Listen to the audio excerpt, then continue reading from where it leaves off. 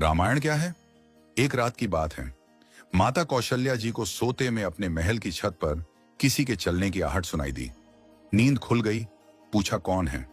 मालूम पड़ा श्रुतकीर्ति जी, सबसे छोटी बहू, शत्रुघ्न जी की पत्नी। माता कौशल्या जी ने उन्हें नीचे बुलाया।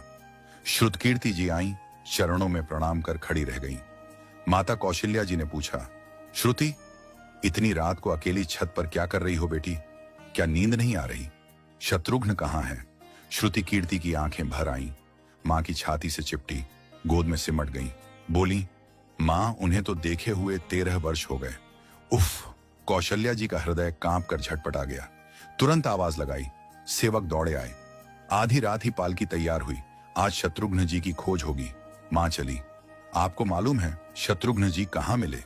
अयोध्या जी के जिस दरवाजे के बाहर भरत जी नंदीग्राम में तपस्वी होकर रहते हैं, उसी दरवाजे के भीतर एक पत्थर की शिला है। उसी शिला पर अपनी बाह का तकिया बनाकर लेटे मिले। मां सिराहने बैठ गईं, बालों में हाथ फिराया तो शत्रुघ्न जी ने आंखें खोली। मां! उठे, चरणों में गिरे। मां, आपने क्यों कष्ट किया? मुझे बुलवा लिया होता। मां ने कहा, शत्रुघ्न यहां क्यों? शत्रुघ्न जी की रुलाई फूट पड़ी। बोले, मां, भैया राम जी पिताजी की आज्ञा से वन चले गए। भैया लक्ष्मण जी उनके पीछे चले गए। भैया भरत जी भी नंदीग्राम में हैं। क्या ये महल, ये रथ, ये राजसी वस्त्र विधाता ने मेरे ही लिए बनाए हैं? माता कौशल्या जी निरुत्तर रह गईं। देखो क्या है ये राम कथा। ये भोग की नहीं, त्याग की कथा है। यहां त्याग की ही प्रतियोगिता चल रही है और सभी प्रथम हैं। कोई पीछे नहीं रहा।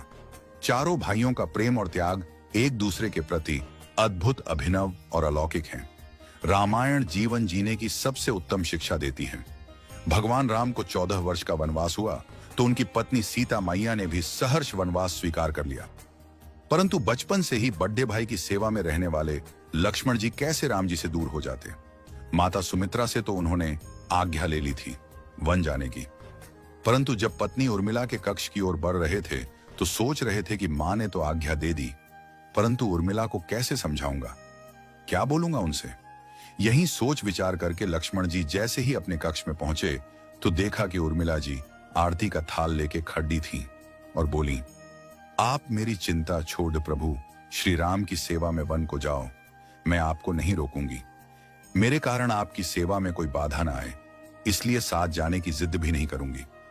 लक्ष्मण जी को कहने में संकोच हो रहा था, परंतु उनके कुछ कहने से पहले ही उर्मिला जी ने उन्हें संकोच से बाहर निकाल दिया। वास्तव में यही पत्नी का धर्म है। पति संकोच में पड़े उससे पहले ही पत्नी उसके मन की बात जानकर उसे संकोच से बाहर कर दे। लक्ष्मण जी चले गए, परंतु 14 वर्ष तक उर्मिला ने एक तपस्विनी की भांति कठोर तप किया।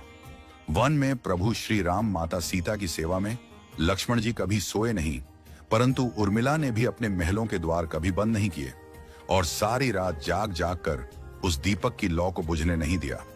मेघनाथ से युद्ध करते हुए जब लक्ष्मण जी को शक्ति लग जाती है और हनुमान जी उनके लिए संजीवनी का पर्वत लेके लौट रहे होते हैं, तो बीच में जब हनुमान जी अयोध्या के ऊपर से गुजर रहे थे तो भरत जी उन्हें राक्षस समझकर बाण मारते हैं और हनुमान जी गिर जाते हैं। तब हनुमान जी सारा वृत्तांत सुनाते हैं कि सीता जी को रावण हर ले गया, लक्ष्मण जी युद्ध में मूर्छित हो गए हैं।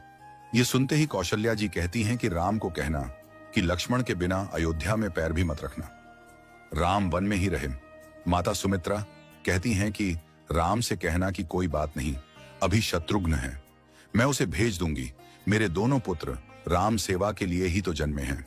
माताओं का प्रेम देखकर हनुमान जी की आंखों से अश्रुधारा बह रही थी, परंतु जब उन्होंने उर्मिला जी को देखा तो सोचने लगे कि यह क्यों एकदम शांत और प्रसन्न खड़ी है। क्या इन्हें अपनी पति के प्राणों की कोई चिंता नहीं? हनुमान जी पूछते हैं, देवी, आपकी प्रसन्नता का कारण क्या है? आपके पति के प्राण संकट में हैं।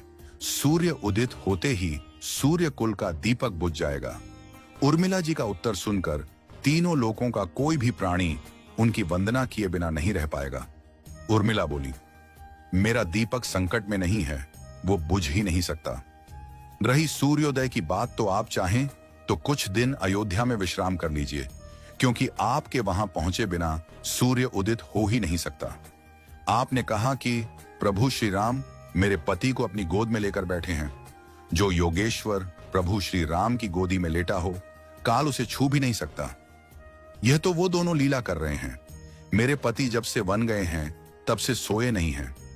उन्होंने न सोने का प्रण लिया था, इसलिए वे थोड़ी देर विश्राम कर रहे हैं, और जब भगवान की गोद मिल गई तो थोड़ा विश्राम ज्यादा हो गया। वे उठ जाएंगे। और शक्ति मेरे पति को लगी ही नहीं, शक्ति तो प्रभु श्री राम जी को लगी है। मेरे पति की हर श्वास में राम है, हर धड़कन में राम, उनके रोम रोम में राम है, उनके खून की बूंद बूंद में राम है। और जब उनके शरीर और आत्मा में ही सिर्फ राम है तो शक्ति राम जी को ही लगी, दर्द राम जी को ही हो रहा। इसलिए हनुमान जी आप निश्चिंत होके जाए, सूर्य उदित नहीं होगा। राम राज्य की नींव जनक जी की बेटियां ही थीं, कभी सीता तो कभी उर्मिला।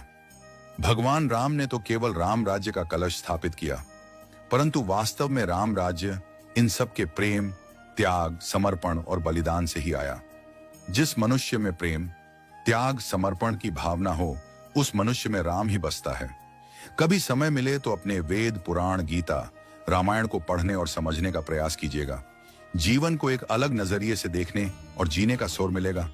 लक्ष्मण सा भाई हो, कौशल्या माई हो, स्वामी तुम जैसा मेरा रघुराय हो, नगरी हो अयोध्या सी, रघुकुल सा घराना हो, चरण हो राघव के जहां मेरा ठिकाना हो त्याग भरत जैसा, सीता सी नारी हो, लवकुश के जैसी संतान हमारी हो, श्रद्धा हो श्रवण जैसी, सबरी सी भक्ति हो, हनुमत के जैसी निष्ठा और शक्ति हो। ये रामायण है, पुण्य कथा श्री राम की। जय जय श्री राम।